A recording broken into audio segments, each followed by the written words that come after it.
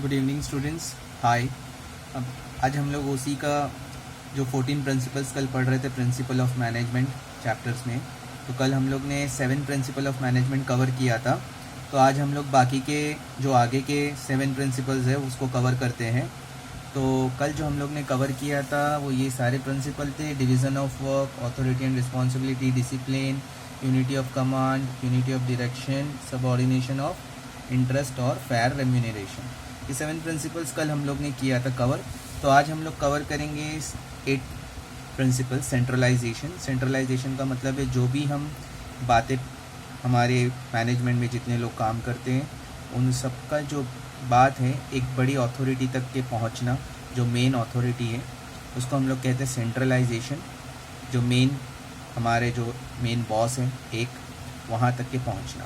तो the principle of centralization says that decision making authority should rest be with the top management. जैसे top management में 4 लोग हैं, 10 लोग हैं, 50 है, 100 है, जो भी है टॉप मैनेजमेंट में जितने लोग हैं वहाँ पर वो लोग सारे डिसीजन लेते हैं, बड़े जो टॉप मैनेजमेंट में होते हैं। And sharing of authority with the lower level, और वो जो बड़े लेवल पे होते हैं उनको ही कहते हैं सेंट्रल लेवल पे, और वो अपनी बातों को पहुंचाते हैं लोअर लेवल। लोअर लेवल में मतलब जैसे एम्प्लॉयज़, वर्कर जो भी काम करते हैं, ऑफिसर्स, अब वो हो सकते हैं 500, 1000, 5000, 10,000, 50,000, जो भी लोग काम करते हैं वहाँ तक की वो बात को पहुँचाना, लोअर लेवल।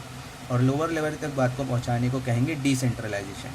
जो टॉप लेवल से लोअर लेवल पे बात पहुँचती है उसको हम कहते हैं डिसेंट्रलाइजेशन।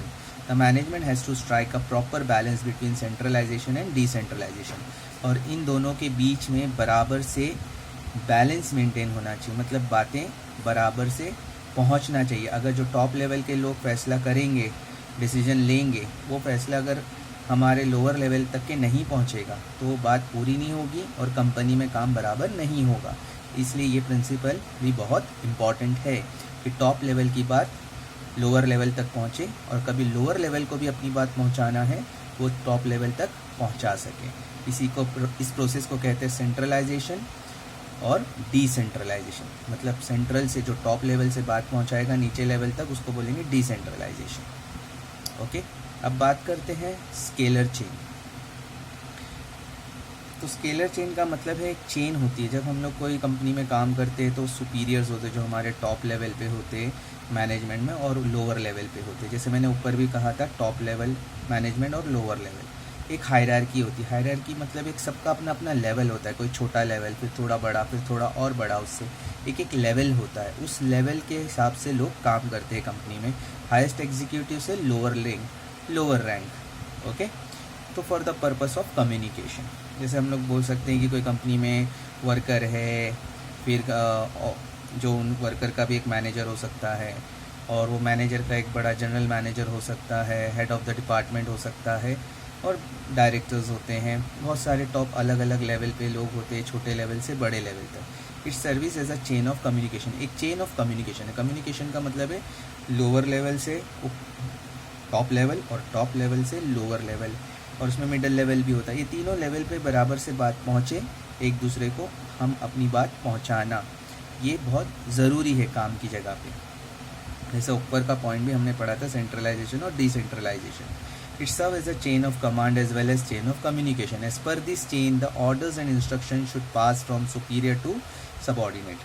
मतलब सुपीरियर जो टॉप लेवल के लोग हैं, जो हमने ऊपर भी पढ़ा था, वो सबऑर्डिनेट उनके साथ जो उनके अंडर में काम करते हैं वहाँ तक पहुँचे, down in the scalar chain through the proper channel. एक प्रॉपर चैनल के थ्रू जो टॉप लेवल के लोग जो भी फैसला करते हैं, जो भी बात पहुँचाना है, वो अपने मिडिल लेवल के लोगों को बोलेंगे मिडिल लेवल, लोअर लेवल को पहुंचाएगा सबसे नीचे लेवल पे, और कितनी बात कहाँ तक के पहुंचानी है ये डिसाइड करेगा हर एक लेवल। ज़रूरी नहीं कि जो टॉप लेवल ने सारी बातें किया वो सब लोअर लेवल तक पहुँचे। मिडिल लेवल तक कुछ बातें पहुँचेंगी, मिडिल लेवल से कुछ और कम बातें लोअर लेवल तक पहुँचेगी। जहाँ जिसको जितनी ज़रूरत है वहाँ पहुँचाया जाएगा एक प्रॉपर चैनल से। ऐसा नहीं कि टॉप लेवल की हर एक बात मिडिल और लेवल को पता चले और मिडिल लेवल की हर बात लोअर लेवल को पता चले। सब अपने अपने लेवल के हिसाब से जो बात पहुंचानी है वो पहुंचाएंगे। तो avoid delay in communication. Delay नहीं होना चाहिए, मतलब कम्युनिकेशन बराबर वक्त पे पहुंचेगा तो ही काम बराबर टाइम पे होगा।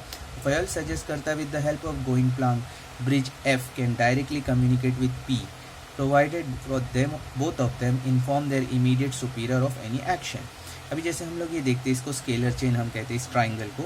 ये सबसे टॉप लेवल पे, हमारे टॉप लेवल पे जो लोग हैं ए है, ये जो बी और एल है ये इसको जो भी है रिपोर्ट करते हैं। सी और एम इन दोनों को रिपोर्ट करते हैं, बी और एल।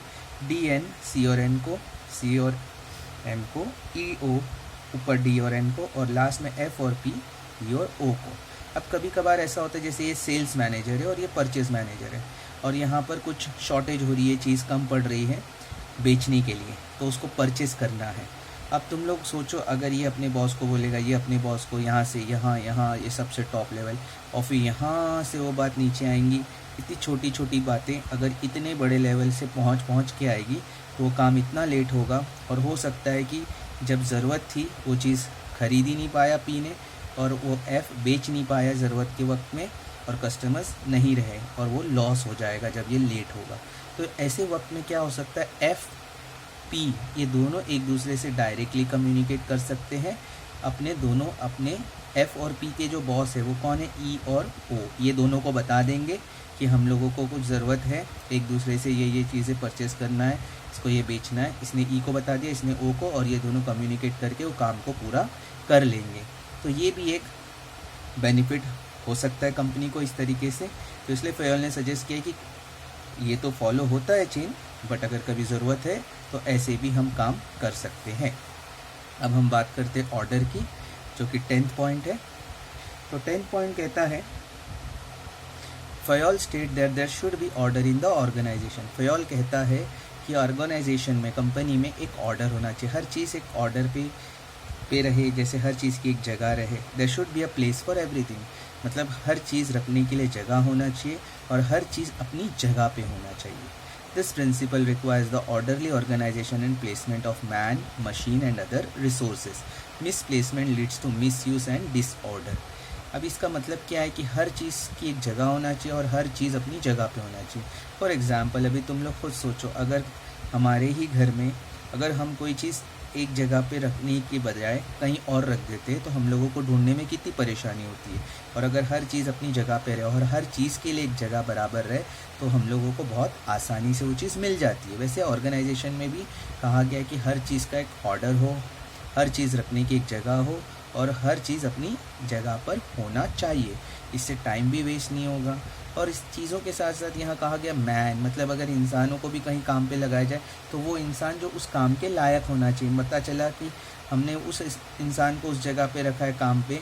जैसे मैंने एक आर्ट्स का स्टूडेंट है, उसको मैंने क्या किया, अपनी कंपनी में अकाउंट्स की जगह पे लगा दिया, जो कि वो कहीं कुछ काम नहीं कर पाएगा, जबकि उसको लेटर वेटर टाइप करना आता था, बट मैंने उसको अकाउंट्स में लगा दिया। तो ये वेस्टेज है, मतलब ये ऑर्डर में नहीं है। अगर मैं कॉमर्स वाले को अकाउंट्स में लगाऊं और उसको लेटर लिखने के लिए लगाऊं तो दोनों काम बराबर करेंगे।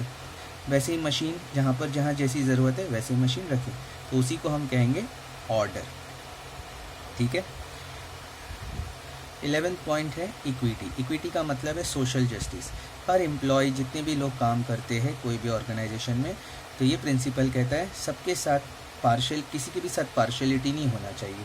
Should be fair and impartial, मतलब सबके साथ बराबर से रहना चाहिए कंपनी में, मैनेजर्स को, बॉसेस को, while dealing with their subordinates.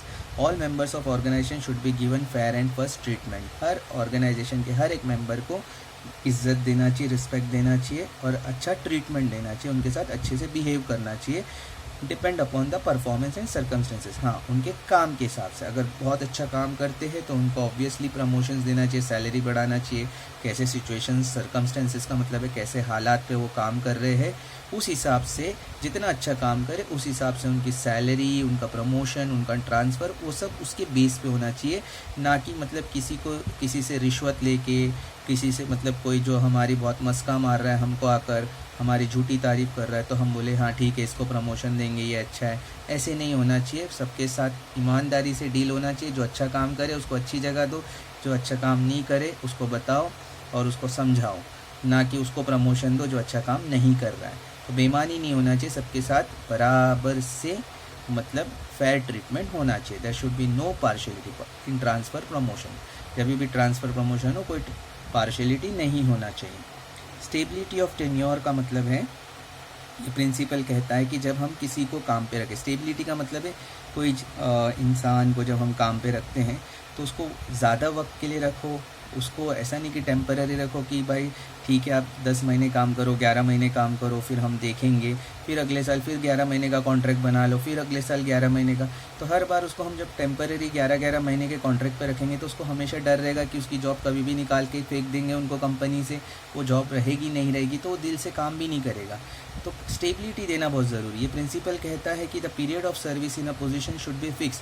Company में जब भी काम दो कुछ वक्त के लिए ठीक है टेम्पररी रखो, लेकिन उसको आगे जाके फिक्स करो, और उनकी position and their position should not be frequently change, और उनकी पोजीशन बार बार बदलो नहीं। जैसे कि मैंने आज किसी को अकाउंट्स में रख दिया, फिर उसको कभी लेटर लिखने बोल दिया, फिर कभी उसको बिलिंग में बिठा दिया, इससे भी क्या होगा कि उसको काम में जमेगा नहीं, वो हर जगह गड़बड़ करते जाएगा। Employees should not be kept temporary, और एम्प्लॉयज़ को टेम्पररी ज़्यादा लंबे टाइम के लिए नहीं रखा जाए। ठीक है, 1 साल 6 महीना टेम्पररी रखें, उसके बाद उसको परमानेंट करना चाहिए for a long period of time. जब लॉन्ग पीरियड ऑफ टाइम के लिए अगर टेम्पररी रखेंगे तो employee should be made permanent so that they do not leave the organization. जब हम एम्प्लॉय को परमानेंट में रखेंगे, फिक्स कर देंगे कंपनी में, तो वो भी कंपनी छोड़कर नहीं जाएगा और दिल से काम करेगा और ये सोचेगा कि यहाँ मेरा फ्यूचर है। तो इस तरीके से क्या होता है कि कोई भी एम्प्लॉय का जो हम काम देते हैं, बॉस का काम है, मैनेजर का काम है कि टेम्पररी वक्त के लिए लंबे टाइम तक रखने से कंपनी का भी नुकसान है, तो उसको कुछ वक्त के बाद उसको परमानेंट करो, फिक्स करो, ताकि वो भी काम दिल से करे। फिर हम लोग बात करते हैं 13 पॉइंट इनिशिएटिव। इनिशिएटिव का मतलब है कोई भी काम जो कंपनी को फ़ायदा दे वो काम हमको करना चाहिए। इस इंतज़ार में हमको ना रहना चाहिए कि हमारा बॉस बोलेगा तब हम करेंगे वरना नहीं करेंगे। It means eagerness to initiative action without being asked to do so. इसका मतलब है कि कोई भी काम करने के लिए इंतज़ार ना करे, अगर वो अच्छा काम है तो वो कर देना चाहिए, without being asked to do so, बिना पूछे ही कर दिए। इट मीन्स फ्रीडम, हमें एक आज़ादी होना चाहिए। ऑटोनॉमी मतलब अपनी मर्ज़ी का मालिक, जहाँ पर उस मर्ज़ी का मालिक जिससे कंपनी को फ़ायदा हो।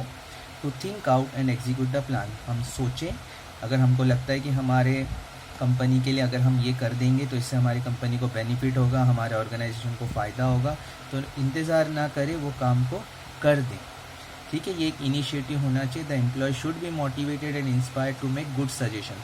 बल्कि हम मैनेजर्स का काम है जो अपने एम्प्लॉयज़ जो उसके अंडर में काम कर रहे हैं उन लोगों से भी वो राय मशवरा करें, उनकी बातें सुने, उनको मोटिवेट करें, इनकरेज करें, बढ़ावा दे, ताकि वो भी अपनी राय मशवरा रखे, सजेशंस रखे कि ये सब काम अगर इस तरीके से किया जाए तो कंपनी को फ़ायदा हो, और अगर उनकी बात से सही में फ़ायदा हो तो उनकी तारीफ़ की जाए, उनको सर्टिफिकेट दिया जाए, प्रमोशन, सैलरी बढ़ाई जाए, ताकि वो भी और अच्छे से काम करें। And all their suggestion should be recognize. Recognize का मतलब वही है, तारीफ़ की जाए, उसको सर्टिफिकेट्स दिया जाए, उसको अवार्ड्स दिया जाए, ताकि उसको भी लगे कि हाँ मेरी यहाँ पर एक रिस्पेक्ट है, और वो आने वाले वक्त में भी जहाँ कंपनी का फ़ायदा होगा और कहीं मैनेजर ने नहीं ध्यान दे पाया तो वो वहाँ पर वो काम अच्छे से करके कंपनी के लिए ही सोचेगा।